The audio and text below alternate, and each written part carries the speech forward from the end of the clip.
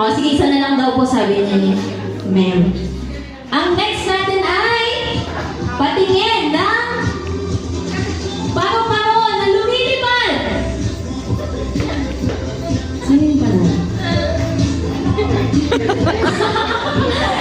Okay. Ang pinaka-accurate na movement, Team Kala. Congratulations! Kayo ang nag-wagi. Kasi sino yung mabibilis mag-isip gumawa ng movement? Okay, congratulations. Thank you po sa ating challengers. Sino yung mas parehas, mas accurate? Sila, no? Sila kasi movie. Okay, 1 point for Team Kala. Okay, let's go. 5 points lang to, ah. Next, patingin ang itsura ng naglalaba. Pareho. Okay, lagyan natin ng twist.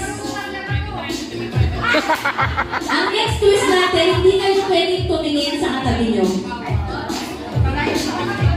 Kaya di ba magkakagrupo sila?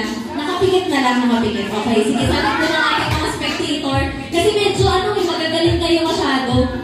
Kaya kailangan nakapikit. Okay, nakapikit na po.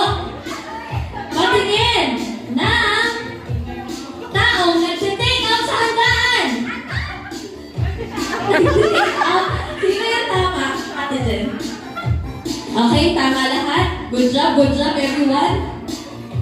Patingin ang itsura ng nagugutom. Sino yung iba? Pare-pareho. Okay, sige. Next po natin, pikit po tayo ulit.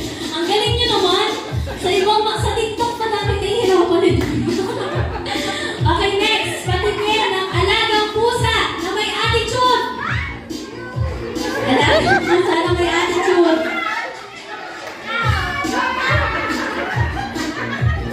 Okay, sino yung panalo? Bakit? Okay, Team Kara. Okay, 2 points. Okay, 3 na lang. Sino yung panalo? Okay, ang pinaka-accurate na movement, Team Kara.